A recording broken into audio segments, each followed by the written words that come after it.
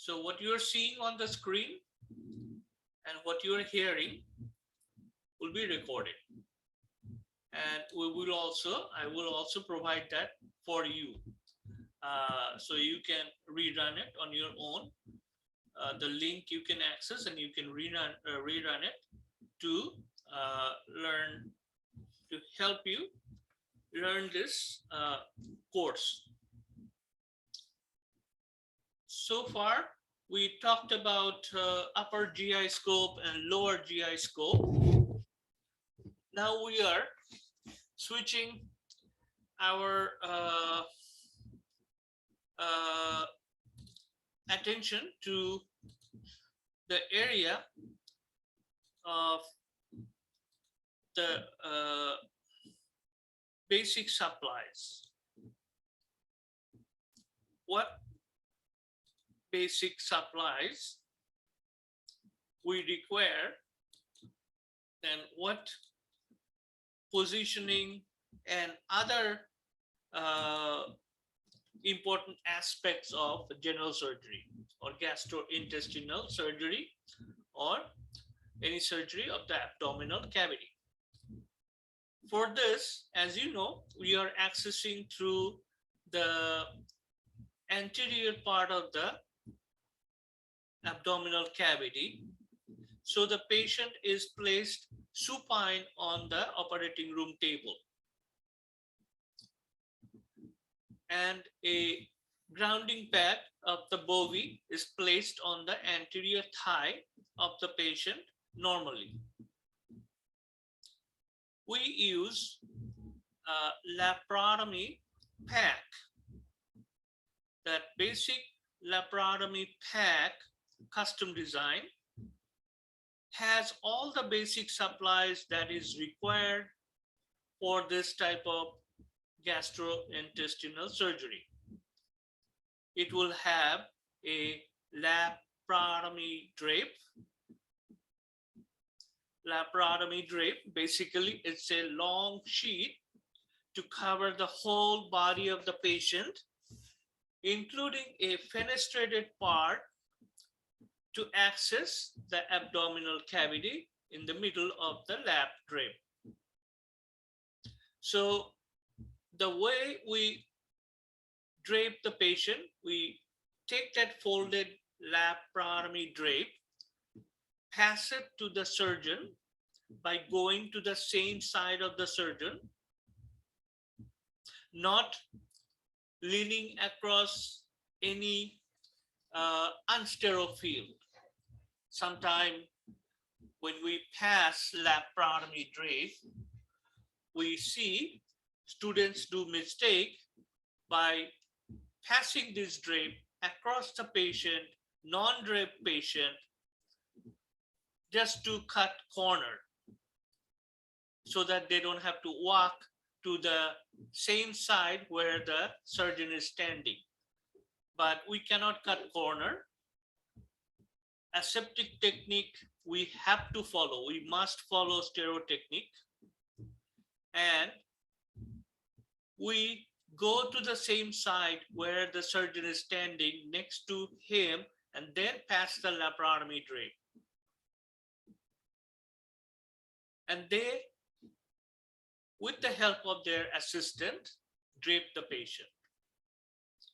Laparotomy pack also has supplies like lap sponges, Raytec sponges, suction tubing, suction tip, Yanker suction tip, a bovie with a holster, several knife blades, including 21, number 10, number 15 knife blades, a needle counter for 30 needles.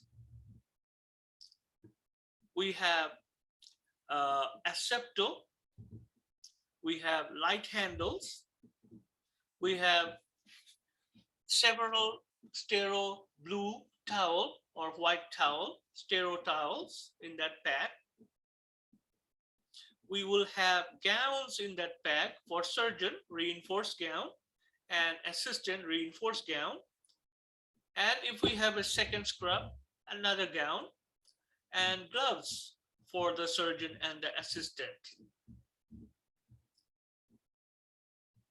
So laparotomy prac has all of these items that is required, basic supplies required for laparotomy, including we will have to open a major laparotomy set or tray.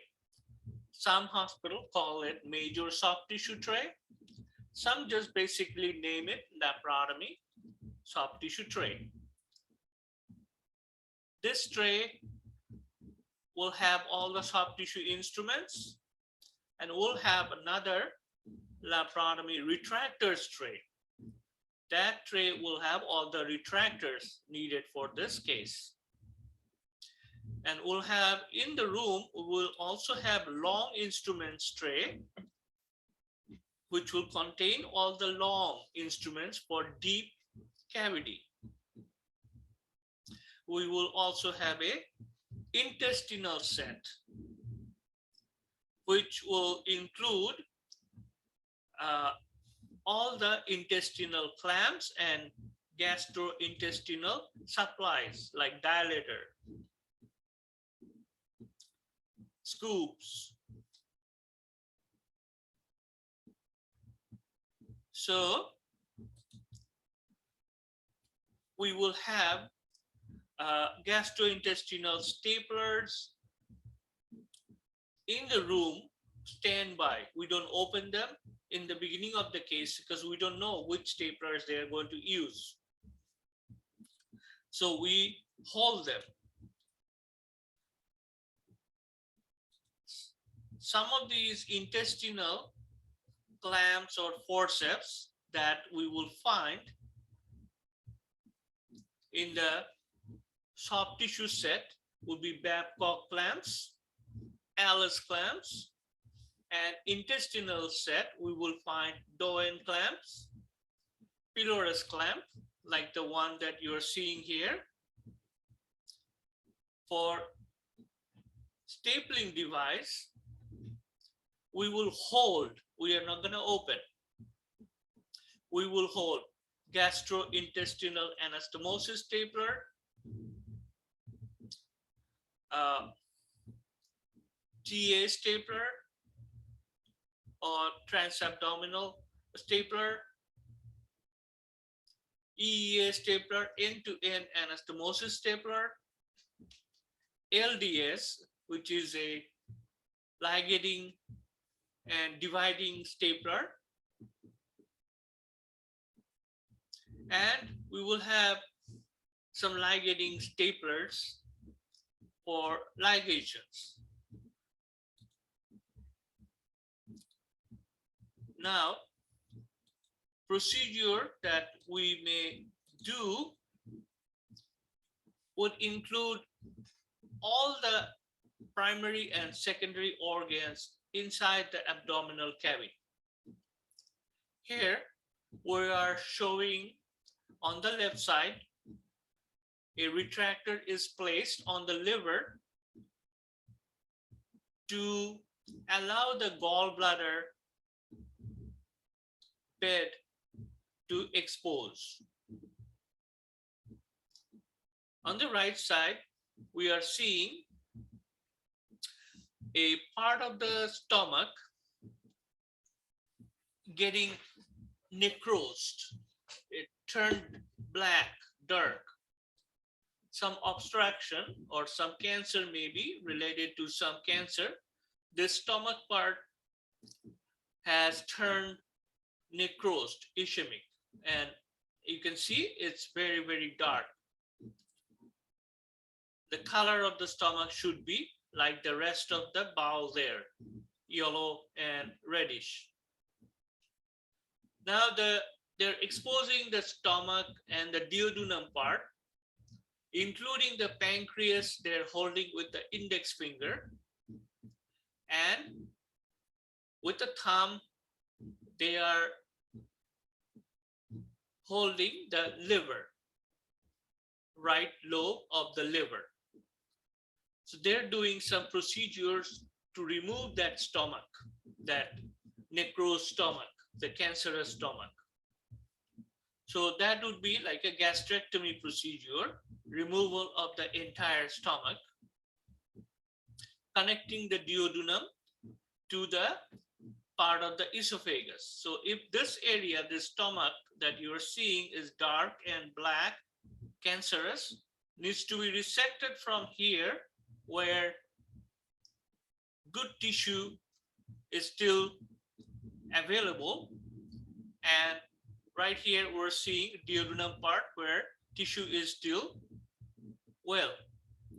So these two parts, the proximal, the distal part of the esophagus and the proximal part of the duodenum will be reattached using suture technique, using staplers, using anastomosis technique, gastrointestinal anastomosis technique.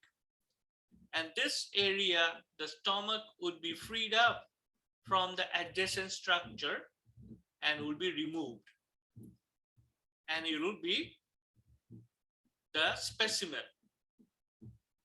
permanent section specimen. It will go into the formalin, and the pathologist will examine that and will say, yes, we got the cancerous stomach.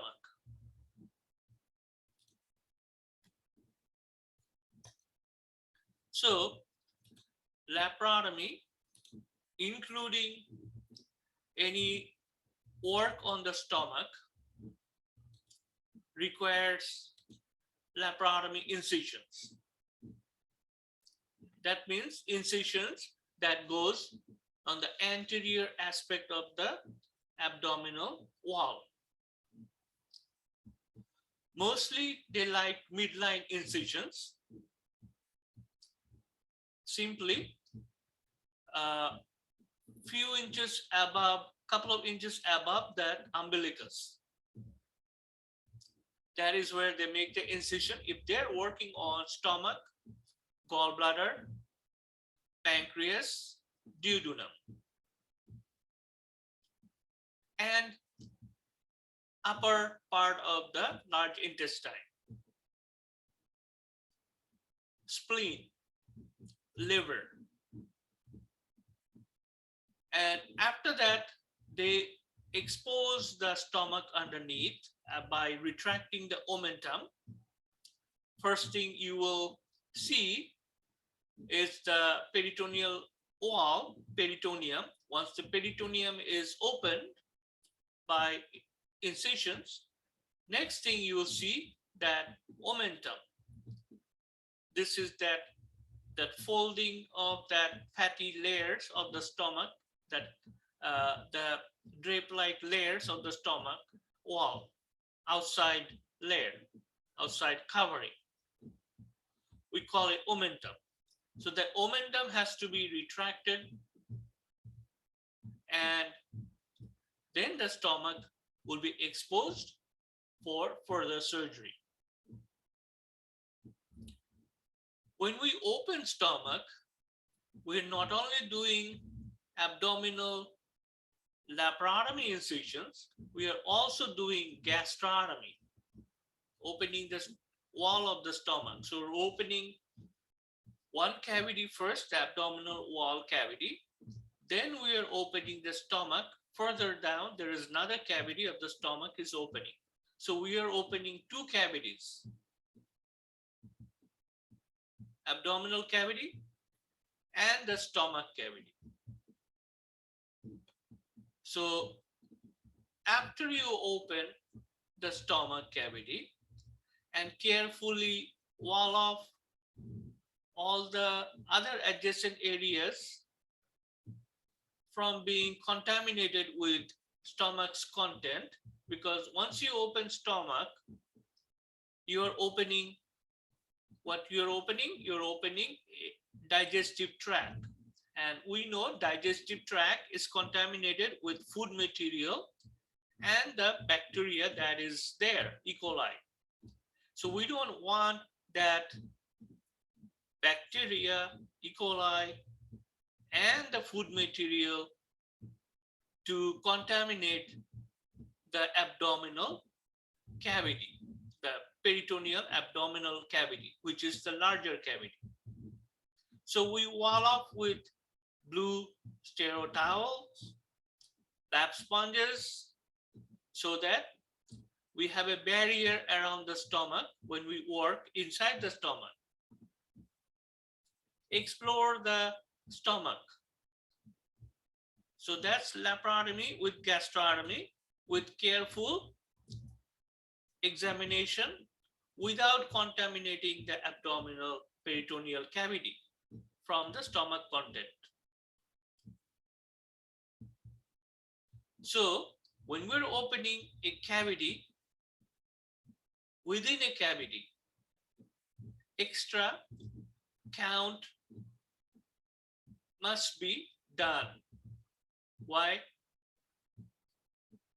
We open laparotomy, we did laparotomy, so we open abdominal cavity, we put lap sponges there, we work with instruments and all that. So we close down the cavity. Before we close down the laparotomy cavity, we take out all the lap sponges and everything that is used there. And we do a count to make sure that everything that we use in that lap cavity has been retrieved back, has been counted. Now, if we go further down, open a stomach cavity and put Ratex in there to stop bleeding, maybe multiple Ratex there for stop bleeding. Now, when we're done with the stomach, we're closing down the stomach wall, suturing the stomach wall. If we don't count now, while we're suturing the inside cavity, the stomach wall, those Ratex that we used to pack, to stop hemorrhage, to do the work inside the stomach, we won't be able to count it once the stomach is closed up with suture. They will stay inside. So what happened is we're going to have a wrong count. Then we need to go back again and open up the stomach wall, the suture that we did, to retrieve those the Ratex. That would be wastage of a lot of time, surgical time, anesthesia time, and then extra handling, extra suturing to traumatize the patient. To avoid that, we count every time we close down a cavity. Any cavity we open, when we close it down, we close. So we have a cavity, abdominal cavity, inside there, stomach cavity. So we have cavity within a cavity. So we close and we count every time before we close. Extra counts has to be done. No exception to that. So gastrotomy, C-section when you are opening the uterus, bladder, urinary bladder opening, all of these things when we open cavity within a cavity, open a large intestine, small intestine, we have to do extra count. Otherwise, we may leave counted material, counted item sponges inside at that small cavity. This you have to really understand.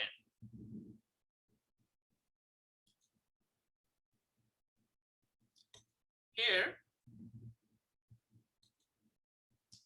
is a surgery known as total or subtotal gastrectomy. In this case, what we're seeing here is part of the stomach is removed. This purple dotted line this is the area of malignancy, cancer. In order to remove that, we cut it, we ligate it first, then we staple it or suture it back, we cut it here, and we ligate and cut it here. And this section will become specimen for our surgery. This is subtotal gastrectomy. Now, once we cut it and ligate it, the stomach will close here. The proximal part of the stomach, half of the stomach, will be left here, it will be closed here. The distal part of the stomach is gone. Proximal part of the duodenum, this is the duodenum and this is the proximal end, is still there. Now we have to connect this area to this area in order to have the continuity of the gastrointestinal tract. So how do you do it? We have many ways we can do this. We can bring the duodenum into this type of shape,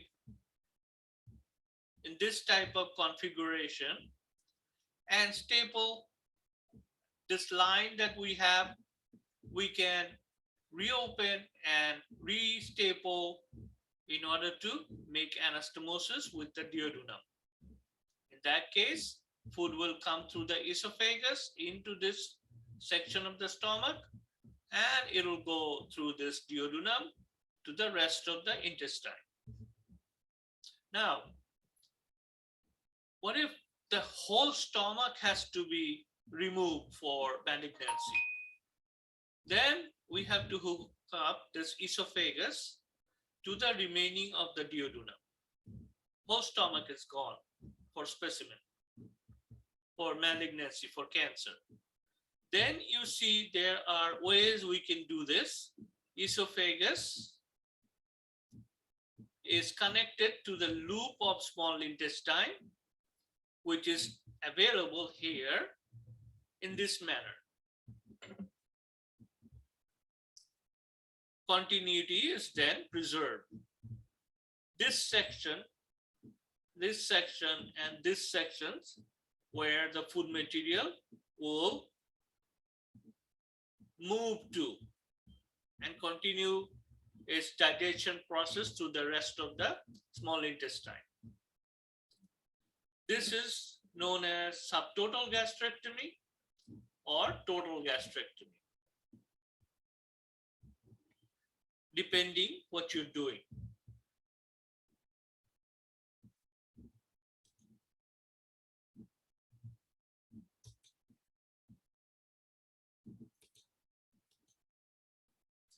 Subtotal gastrectomy, where removing part of the stomach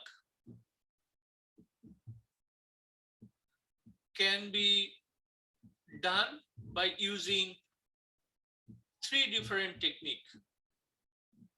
Billroth 1, Billroth 2, Roux-en-Y anastomosis. Billroth 1 we discussed. Tumor cancer is gone. We hooked up the rest of the stomach with the duodenum.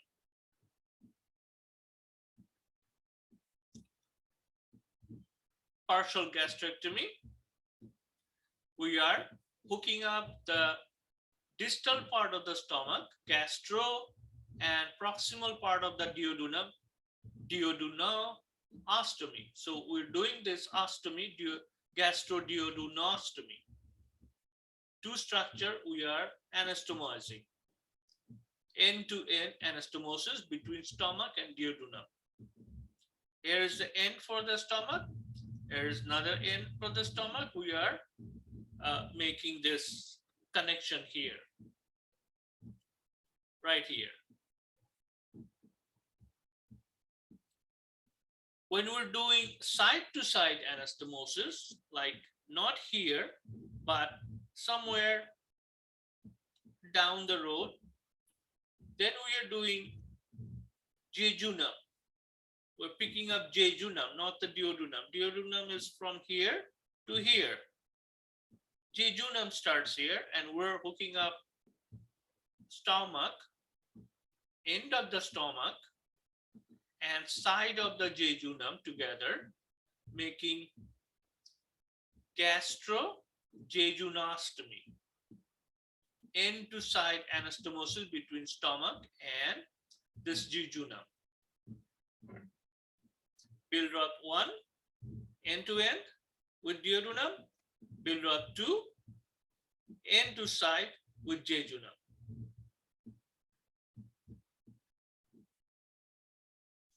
Billroth 2 is also known as Roux-en-Y anastomosis because of the creation of this area, loop.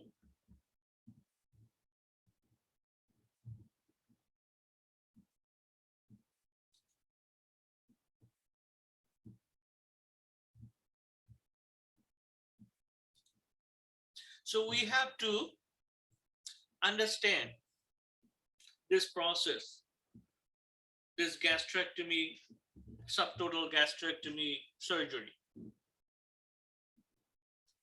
We have to really understand what is happening here, what connection is made, what is removed. And here, this illustration and the next illustration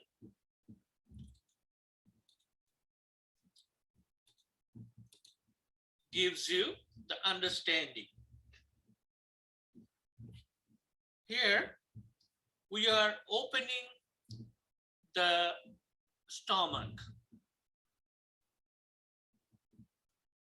cutting it, resecting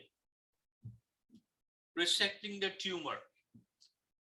In this case, we need the basic laparotomy set plus the intestinal tray with a lot of those intestinal clamps we have, Doyen and hypogastric clamp. There are Glassman clamps. You will see them. And we also need to open staplers. We need to create a barrier field here so that if there is anything inside the stomach that cannot contaminate the adjacent structure, it won't be able to. We don't want that content to contaminate pancreas, gallbladder, liver bed, omentum, rest of the intestine, rest of the stomach. So we wall it up with blue towels, sterile blue towels, moist, and we put it around to prevent any type of contaminations. We also do one other thing. Before the surgery, we clean this digestive tract empty by using enema. This patient, they 24 hours before the surgery, they get this bowel prep, which is known as bowel prep. That means this patient is given some substance that will induce cleaning up of the whole digestive tract. Then we examine that by using scope to see if there is anything left. Usually we find some powders of that substance that is used to do this forcible cleaning of the whole digestive tract, that we wash it out with saline during the scope. So when the patient comes to the surgery, these people will not have any substance, any food material, any digestive juice, any water, any fluid in there. It will be totally dry to enforce the Stero technique. That is called bowel technique. We are going to see in detail more, but this is relevant. That is why I kind of elaborated that. You will think that, okay, we're opening the stomach, we're opening the intestine. What about the content of the stomach contaminating the stapler? So we know we do this bowel prep to prevent this contamination. There will be nothing inside the stomach or intestine when we do this surgery. Plus, we create the barriers around it. And the staplers, the instruments, everything that comes in contact with this area of the stomach and this duodenum structure, we disregard it. We discard it from the sterile field. We have a basin with water. That is where we dump all the instruments directly from this area. Once the surgeon uses them, they dump it into that basin. Kidney basin, we put it in between the groin area of the drape. That is where the surgeon discards all the instruments. Then we take that kidney basin, touch it from outside, and put it inside that basin, which is supposed to hold only contaminated item. We don't go back and touch it again. We just dump it there, and then we change our gloves. Surgeon and assistant, they change gloves, gowns, and they also re-drape when they're getting ready to close. When we close with sterile instruments. Totally not contaminated, absolutely sterile instruments we close. We make this a meticulous technique to prevent any type of contamination with the gastric or intestinal or content. We do the same thing when we do the surgery of the large intestine. All right.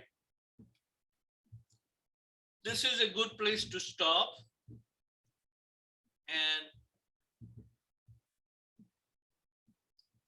we will start next slide regarding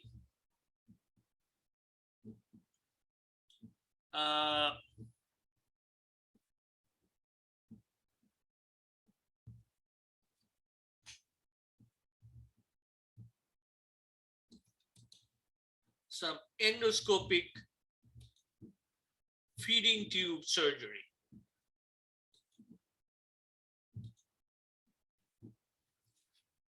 All right.